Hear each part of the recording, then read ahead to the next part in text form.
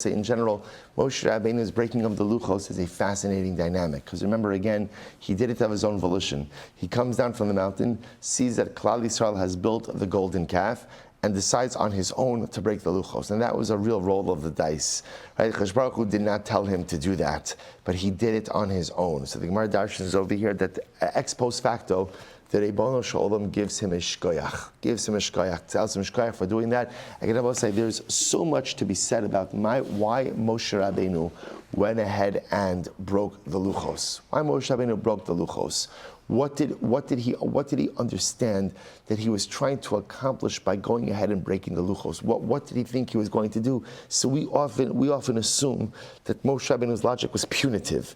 Klal Yisrael, you made a terrible mistake, you did something terrible that you should not have done, and therefore again you don't deserve this. I'm going to come back to this. Well, we don't have time for it right now because I want to get a little bit weiter in the Gemara. But I will say, but understanding Moshe Rabbeinu, why he? Fine, I'll tell you right now. So I'll say, so I'll tell you something interesting. So there's an incredible idea. There's an incredible idea brought down in the name of the Talmidim of the Baal Shem Tov. That's how I saw it quoted, Talmidei Abesht. And I will say, get ready for this. The way leadership works, very quickly, the way leadership works is that, at least in Judaism, the way leadership works is that a leader can't be in an ivory tower, right? So sometimes people have this idea that leadership means that you're mufka, you're removed from the common folk, you're removed, there's the constituency and then there's the leadership. There's the leadership. In Yiddishkeit, the power of leadership is to be part of the people. See, part of the people. So I'll say, get ready for this. Get ready for this.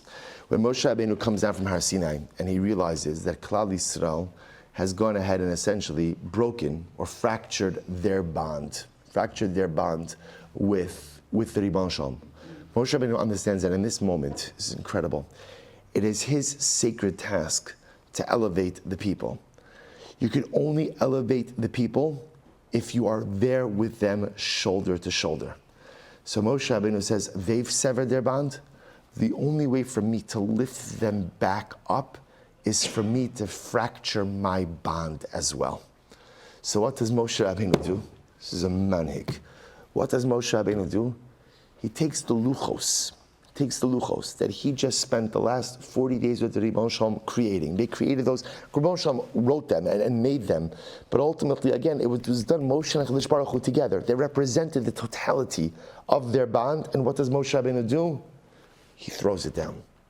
He fractures it. He says, if their bond is fractured, then my bond has to be fractured also. Because the only way for me to lift them up is not for me to be above them, but for me to be together with them.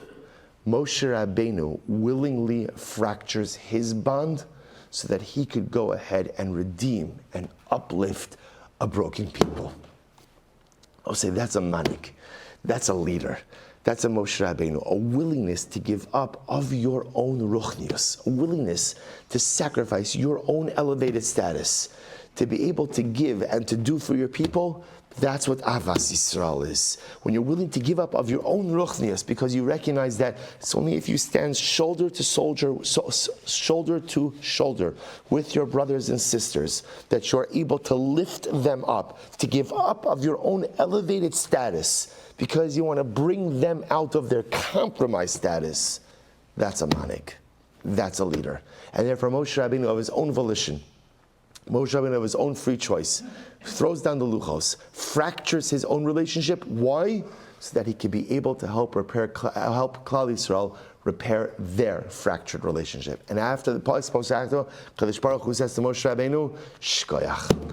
Right? Asher shibarta, yasher kochecha, sheshibarta. At the end of the day, Moshe Rabbeinu, shkoyach. Shkoyach that you broke the luchos.